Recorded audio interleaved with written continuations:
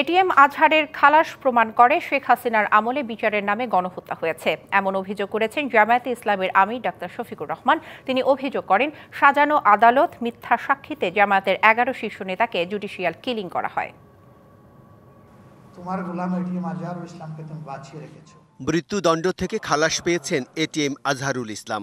এ উপলক্ষে রাজধানী কাকরাইলে diploma engineers institution মিলনায়তনে তাৎক্ষণিক সংবাদ সম্মেলন ডাকে জামায়াতে ইসলামী। এখন তোমার কাছে দোয়া করি, তুমি তোমার গোলামের হায়াত বৃদ্ধি করে দাও। সংবাদ সম্মেলনে জামায়াতের আমির বলেন, আপিল বিভাগের এই রায় প্রমাণ করে সত্যকে কখনো আড়াল করা যায় না। এর রায়ের মধ্য দিয়ে এটা পরিষ্কার হয়ে গিয়েছে।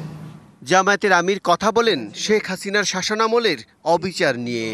এই মামলা পরিচালনা করতে গিয়ে ইন্টারন্যাশনাল কাস্টমারি যে ল আছে তাও ফলো করা হয়নি, আবার ডোমেস্টিক কাস্টমারি যে ল আছে এটাও ফলো করা হয়নি। জুলুম করে আমাদের বুক থেকে এক এক করে 11 জন।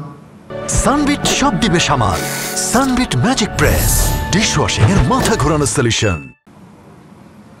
শীর্ষ দায়িত্বশীল নেতাকে এবং মিথ্যা সাক্ষীর মাধ্যমে কার্যত জুডিশিয়াল কিলিং করা হয়েছে।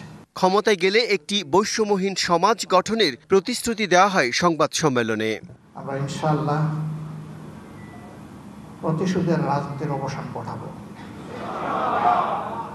বৈষম্যের রাজনীতির অবসান ইনশাআল্লাহ ঘটাবো এবং সমাজ থেকে বৈষম্য দূর করার জন্য প্রিয় জনগণকে সাথে নিয়ে আমাদের সবটুকু উজাড় করে আমরা চেষ্টা করব।